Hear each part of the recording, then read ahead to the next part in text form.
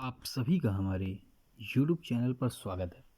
जैसा कि हम बात कर रहे हैं अनौपचारिक शिक्षा अन्वेषक पर्यवेक्षक कोर्ट न्यूज़ की, तो आपने देखा स्पेशल अपील डिफेक्टिव 545/2022 को लेकर काफ़ी कमेंट आ रहे थे। सर, इस याचिका में क्या हो रहा है? कुछ नई चीज़ हुआ है कि नहीं? कोई नई तब्दीली आई है कि नहीं? केस लिस्टेड हुआ है कि नहीं? सुनवाई कब होगी या कोई नई अपडेट क्या है?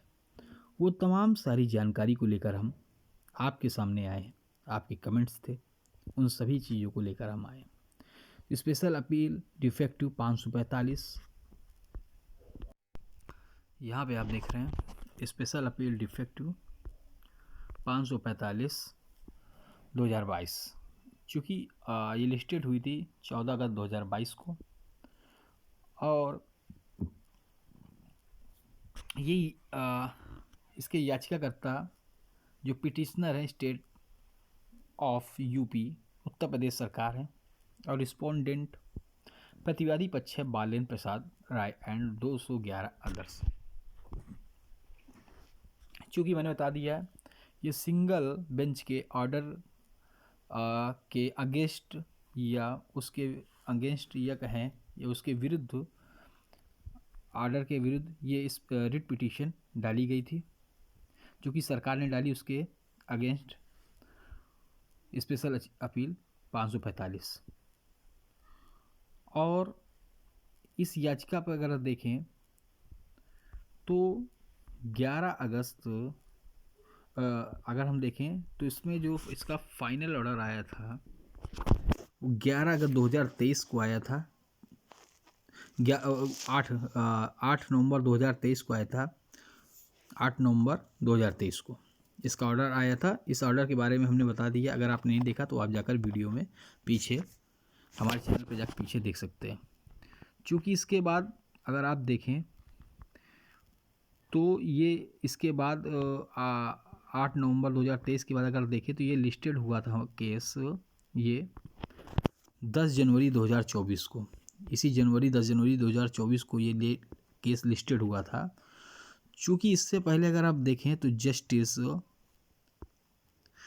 ये केस जस्टिस मनोज गुप्ता जी की बेंच पे चल रहा था, और जस्टिस दोनादी रमेश जी, जस्टिस मनोज गुप्ता जी और जस्टिस दोनादी रमेश जी की बेंच में ये लगातार केस लिस्टेड हो रहा था।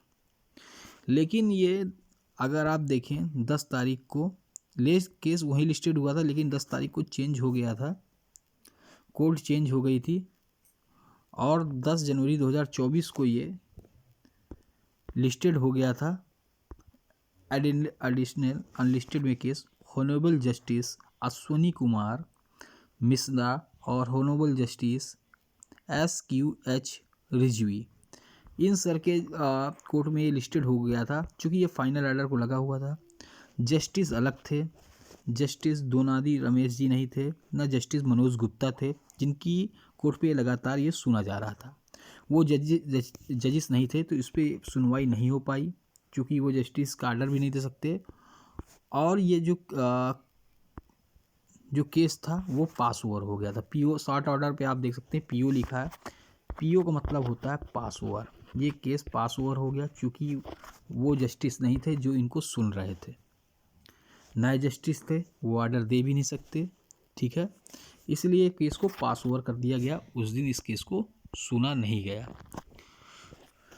क्योंकि अब आप सबके मन में यही एक चीज़ गूंज रही है, या आप सब यही कमेंट कर भी रहे हैं कि सर अब इसका डेट कब लगेगी, सुनवाई कब होगी, और कितनी जल्दी इसकी सुनवाई हो सकती है। चूँकि आप यहाँ देख रहे हैं कि यहाँ पे रिस्पोंडेंट प्रतिवादी पक्ष बालेन्द्र प्रसाद जी के जो वकील हैं संजय कुमार सिंह कुशवाहा, काजी वकील अहमद, कैलाश सिंह कुशवाहा।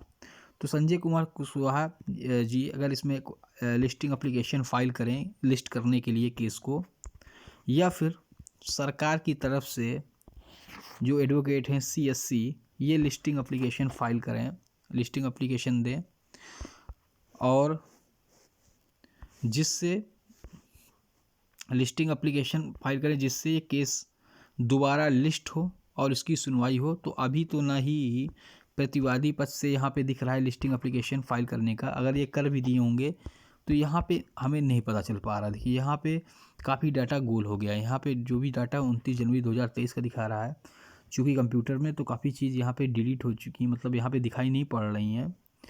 तो लिस्टिंग एप्लीकेशन चाहे प्रतिवादी पक्ष से हो या वादी पक्ष से हो, जो भी लिस्टिंग एप्लीकेशन जो डालेगा उसी के बाद वो उस जिस बेंच में सुनवाई हुई थी उस बेंच में डालेगा, उस बेंच से उसको निस्तारित किया जाएगा, डिस्पोज किया जाएगा। डिस्पोज करने के बाद उसकी जो भी डेट है वो डेट लगाई जाएगी सुनने के लिए। तो चूँकि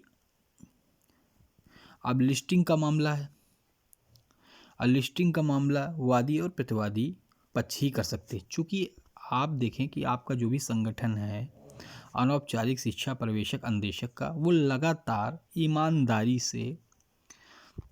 ईमानदारी से सैद्धांतिक और संवैधानिक तरीके से अपना कार्य कर रहा है, उसमें कोई दो राय नहीं है। चूँकि एडिशनल अनलिस्टेड केस होता है, बेंचें कभी कभी बदल जाती हैं, और जो बेंच का केस नहीं होता और नई बेंच में चला गया तो वो भी जस्टिस नहीं सुनते, क्योंकि उससे पहले जो जस्टिस सुन रहे हैं वही इस पर कुछ फैसला दे सकते हैं, इसलिए केस पास ओवर हो जाता है। ठीक है, चूँकि सुनवाई के लिए चाहे वादी हो या प्रतिवादी पक्ष हो, चाहे बालेन राय जी हों या उनके वकील हों, सभी चाहते हैं केस का निस्तारण जल्दी हो, और इसीलिए लिस्टिंग एप्लीकेशन भी डाली जाती है। तो मेरे ख्याल से जैसे ही लिस्टिंग एप्लीकेशन डाली जाएगी तो 1 सप्ताह के अंदर ये केस लिस्ट हो जाएगा।